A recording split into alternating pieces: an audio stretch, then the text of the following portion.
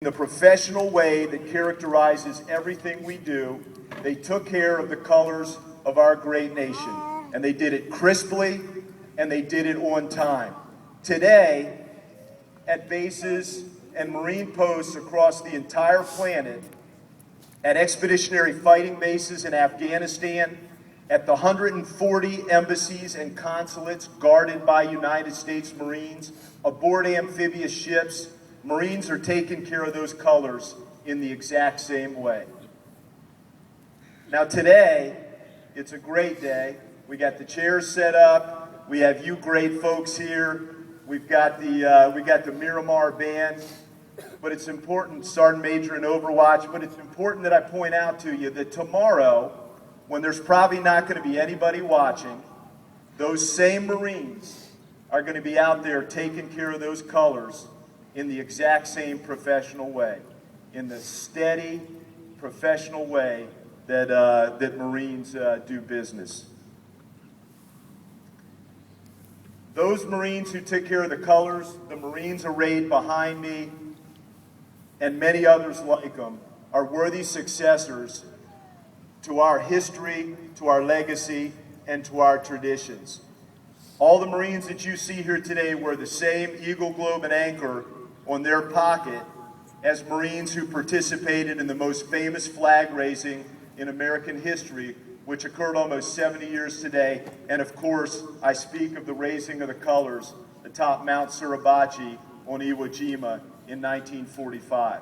There were others watching on that day too. There were thousands of Marines in vicious combat across the island, and they looked up and they saw those colors on top of Mount Suribachi and they cheered. There were thousands of Navy ships surrounding the island 360 degrees, and accounts let us know that the sailors on the ship saw those colors being raised and they cheered as well. And then finally, the brave Japanese defenders. Many of them didn't actually see the colors being raised because they were in their caves and spider holes defending the island. But the word of the colors being raised atop Mount Suribachi spread very quickly.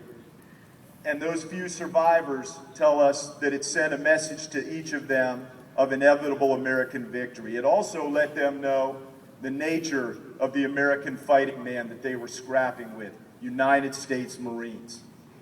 Now your sons, your loved ones who are about to graduate, they're the newest to earn the title Marine.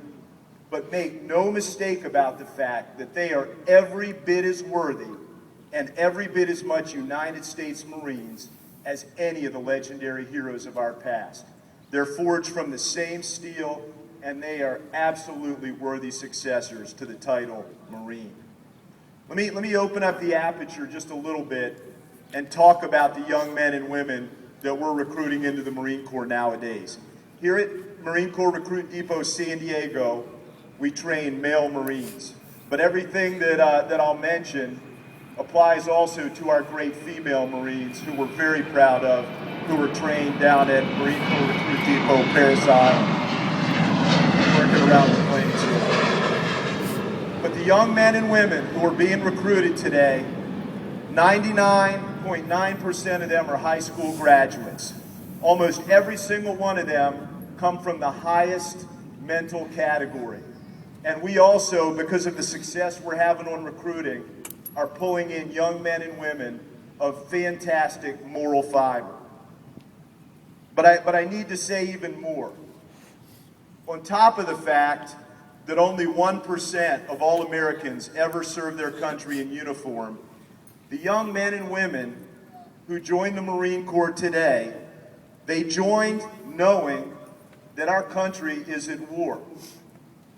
So they chose to march to the colors at a time when our nation needs them the most. And in my mind, they are each and every one of them extraordinary patriots. I had a short opportunity yesterday to re-emphasize the fact that none of them got here alone. Every single one of you was a huge part of the success. And I'll tell you, that's not just an idle compliment with me. I'm the proud father of 5, and I can certainly understand, the patience and the love and the support and the mentorship that you have poured into each and every one of these young men. And thanks once again for that. Let me take a couple minutes and talk about the Marines that are here at this ceremony. And they are representative of thousands of Marines and sailors and civilians at Marine Corps Recruit Depot San Diego and in the Western Recruiting Region who have had a hand in training and transforming your son and your loved one. As we look at the formation, the rightmost group, the Marines in the blue trousers, they're recruiters from the 12th Marine Corps District. And they represent over 240 recruiting facilities spread across the western two-thirds of the United States. These are the Marines who sit at the kitchen tables across America, and they find young men and women with the mental, moral, and physical characteristics of these Marines, and they tell them about the United States Marine Corps. But I know I'm preaching to the choir. In many cases, your sons have had a relationship with their recruiters that goes back for almost a year. In the middle formation, we have elements of three different commands that reside here at Marine Corps Recruit Depot San Diego. First of all, in the front rank are Marines from Weapons and Field Training Battalion. That's based just up the road at Camp Pendleton. These are the Marines, they represent the Marines who taught your sons the basics of marksmanship.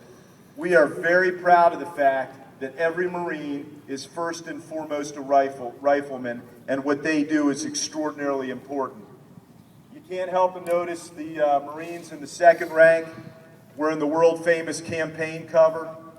Those are drill instructors from the Recruit Training Regiment. They probably need no introduction to you, but it's their task, and they commit 24/7 to it, to take the young men who arrive here through recruit training.